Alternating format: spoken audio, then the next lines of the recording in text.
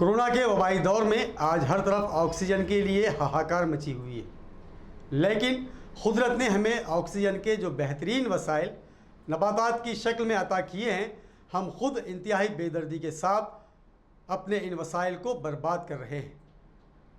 लेकिन इन हालात में भी कुछ लोग ऐसे हैं जो इंतहाई खामोशी के साथ इन कुदरती वसाइल की हिफाजत के लिए जद्दोजहद कर रहे हैं। शहर की एक मारूफ डॉक्टर फरहाद दीबा भी इन्हीं शख्सियात में शामिल है, जिनसे आज एडीएन की टीम ने मुलाकात की।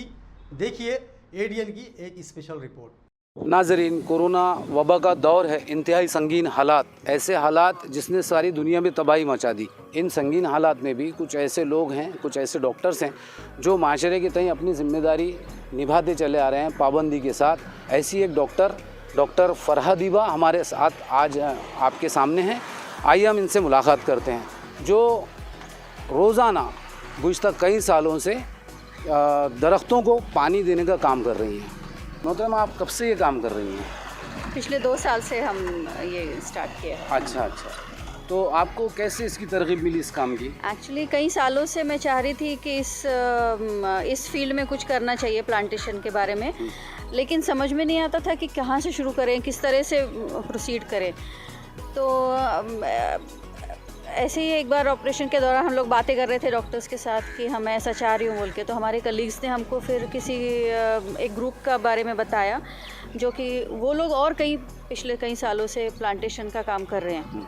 फिर हमने उनसे बात की, उनका फ़ोन नंबर मिला, उनसे बात की, फिर उन्होंने हमको गाइड किया। ये वी द एनवायरनमेंट बोल के एक ग्रुप है पहाड़े साहब का, तो उनकी काफ़ी हेल्प मिली, गाइडेंस मिला बेसिकली, और उसको पकड़ के फिर हमने उन्होंने काफ़ी हेल्प। तो आप इस काम को अपना शौक़ समझ कर करती हैं या इस काम को अपनी माशरती ज़िम्मेदारी समझ कर करती हैं? दोनों भी बोल सकते हैं आप। शौक़ तो मुझे नेचर में बहुत है, बहुत ज़्यादा ग्रीनरी एंड नेचर का बहुत ये है, और ऑफ कोर्स जिम्मेदारी तो बहुत बड़ी है, वो एक आस्पेक्ट बहुत ज़्यादा बड़ा है इसमें। आजकल आप हालात देख रहे हैं कि एक तो लोगों में इस तरफ रुझान शजरकारी की तरफ बहुत कम नज़र आता है।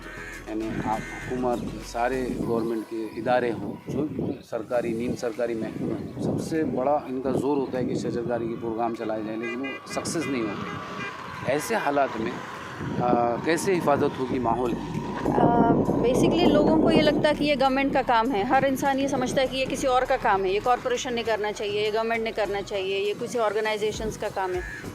और ज़्यादातर हम अपनी कामों में इतने बिज़ी हो जाते हैं कि इस तरफ सोचते भी नहीं कि ये हमारा भी एक ज़िम्मेदारी है। और मैं समझती हूँ अगर चाहे तो टाइम बिल्कुल निकल सकता है। इस रास्ते पे जितने दरख्त लगे हैं सड़क के किनारे, ये दरख्तों की हिफाजत के लिए ये सारा जो सेफ्टी का काम है, ये सब आपने किया? हमने किया। शुरुआत जब हमने की थी तो हमारे ग्रुप था एक 5-6 लेडी डॉक्टर्स का, लेकिन सब फिर अपने इसमें थोड़ा बिज़ी हो गए, और इतना मतलब यानी आखिर में फिर ये जो सेकंड और थर्ड टाइम मैंने लगाया वो तो हमने ही लगाया है। कि आप आगे मुस्तकबिल को ऐसी तहरीक चलाएं, इसको ऐसा ग्रुप कुछ बनाएं? 100% मैं चाहूँगी कि लोग जुड़े और ऑर्गेनाइज तरीके से हर मतलब एक स्टेप वाइज जाकर, जैसे दूसरे लोग करते हैं उस तरह से हम प्लांटेशन कर सकते हैं। आज तो ऐसा मेरा तो इतना ये है कि कहीं भी सूखी बंजर ज़मीन दिखी तो ऐसा लगता बस प्लांटेशन कर दूँ, और किस तरह से उसको लेकिन मेंटेनेंस हाँ मुश्किल काम है। ये बात अच्छी है कि हॉस्पिटल हमारा करीब होने की वजह से हमको यहाँ पर प्लांटेशन को केयर करने में इजी जाता है ज़रा। पूरा मेरा स्टाफ, हमारा घर के लोग भी, पूरा हॉस्पिटल का स्टाफ भी इन्वॉल्व रहता है हमारे इस काम में। तो आप कोई मैसेज देना चाहेंगी एडीएन के नाज़रीन के लिए? एडीएन के ज़रिए मैं हमारे माशरे के लिए स्पेशली ये मैसेज देना चाहती हूँ कि इस काम में ज़्यादा से ज़्यादा लोग जुड़े, क्योंकि प्लांटेशन करना एक बहुत ही ज़रूरी है। अब हम जब प्लांटेशन कर रहे हैं, हम ये देख रहे हैं कि झाड़ों को बढ़ने के लिए कितना टाइम और कितना उनके पीछे मशक्क़त लगती है, लेकिन कट करने के लिए मुश्किल से 5 मिनट में भी नहीं लगेंगे एक झाड़ कट करने के लिए। तो प्लांटेशन की सख्त ज़रूरत है, स्पेशली इस दौर में जब पोल्यूशन इतना बढ़ रहा है, ग्लोबल वार्मिंग हो रही है। अभी हम देख रहे हैं कि ये बीमारियों में भी कितना ऑक्सीजन का ज़रूरत है। इन जनरल लेडीज़ से स्पेशली मैं करूँगी कि अपना कुछ टाइम निकाल के, और चाहे अगर तो हम 100% हम हमारी कितनी भी मसरूफ़ियत रहे, हम थोड़ा टाइम तो निकाल ही सकते हैं। स्पेशली अगर सब ऑर्गेनाइज हो और सब जुड़कर काम करें तो बहुत अच्छे रिजल्ट्स हैं। मैडम काफ़ी लेडीज़ है जो कि सोशल वर्क में है, और तो मैं उनसे अपील करना चाहूँगी कि इस फील्ड में भी थोड़ा आएँ और कुछ करने की कोशिश करें। इंशाल्लाह बहुत अच्छे रिजल्ट्स रहेंगे। तो नाज़रीन, ये हैं मोहतरमा डॉक्टर फरहादीबा, जिन्होंने खिदमत खल्क़ के लिए, माशरे की खिदमत के लिए एक ऐसा काम चुना जो जिसे वाकई जिसकी आज पूरी दुनिया में शदीद ज़रूरत है।